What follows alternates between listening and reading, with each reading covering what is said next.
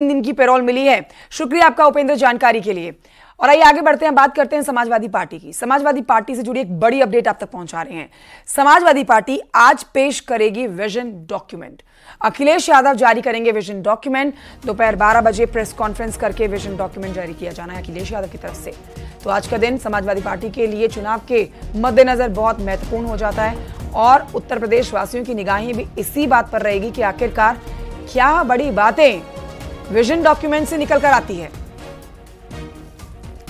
Party का vision, प्रदेश का विकास किस तरह से होने वाला है, समाजवादी पार्टी इंडिया गठबंधन के अलायंस के साथ क्या बड़े दावे किए जाते हैं, वादे किए जाते हैं, ये देखना बेहद जरूरी होगा। आज अलाउद्दीन इस पर और जानकारी के साथ जुड़ गए हैं हमारे साथ।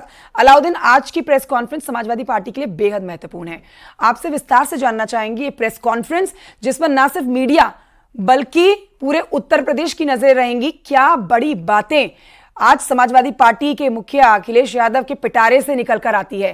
कोई जानकारी आपके पास इस पर कि क्या बड़ी चुनावी वादे दावे आज अखिलेश करने वाले हैं? देखिए, साफ तौर से विजन डॉक्यूमेंट या फिर इसको घोषणा पत्र आप मान सकते हैं। विधानसभा के चुनाव के दौरान और लोकसभा चुनाव में भी समाजवादी पार्टी में प्रथा रही है कि वो घोषणा पत्र जारी करे। इससे पहले उनके जो है गठबंधन के बड़े पार्टी यानी कांग्रेस ने पहले ही अपना घोषणा पत्र विजन डॉक्यूमेंट जारी कर दिया है। माना जा रहा है उसी के आसपास ही तमाम चीज़ों को जनता के बीच लेके जाएंगे। इसमें सबसे महत्वपूर्ण मुद्दा जाति जनगणना का है, जिस बात को बार बार हर मंच पर कहते रहे हैं। इसके अलावा अग्निवीर योजना के तहत जो तमाम नौजवान सेना में भर्ती हो रहे हैं उनको लेके वादे हो सकते हैं। साथ ही किसानों को लेकर के, उनके कर्ज माफी को लेकर के, आय दोगुना करने को लेकर, नौकरी के मुद्दे पर जो है समाजवादी पार्टी अपने विजन डॉक्यूमेंट में इन तमाम मुद्दों को रख सकती है। आपको याद होगा 2022 के विधानसभा चुनाव में समाजवादी पार्टी ने 300 यूनिट बिजली फ्री करने की बात भी कही थी। इसके अलावा रोजगार के लिए तमाम हब बनाने की बात कही थी।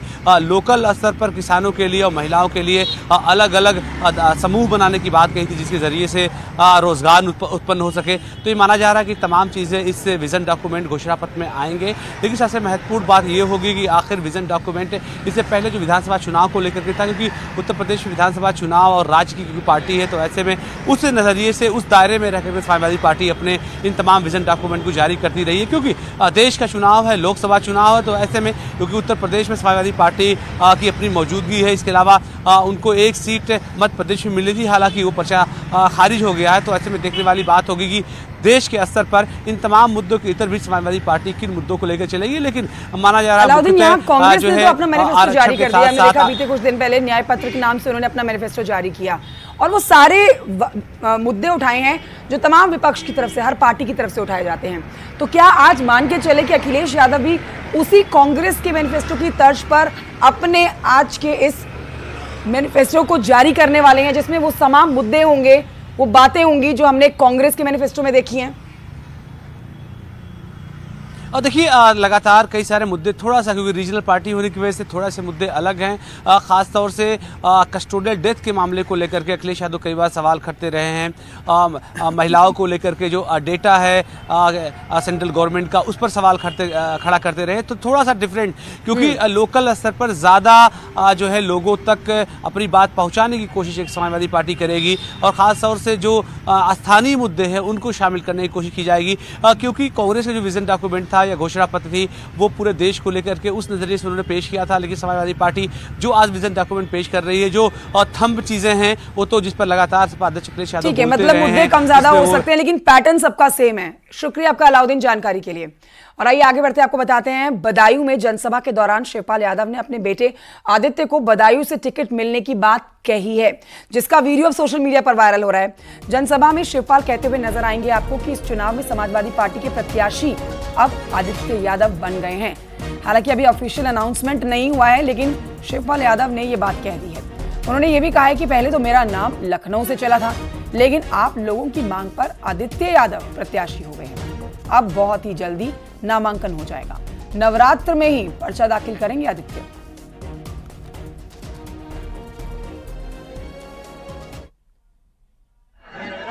महिला समाज के संतोष कश्यप जी और यहाँ पर से सभी हेमर गांव के सभी भाइयों, दोस्तों, माताएं, बहनों, आज हम आप सब लोगों से वोट की अपील करने आए हैं। ये चुनाव जो 2024 में 7 मई को होने जा रहा है, ये चुनाव बहुत ही महत्वपूर्ण चुनाव है और इस चुनाव में समाजवादी पार्टी के प्रत्याशी अब तो बन गए हैं, पता है, आदित्य यादव।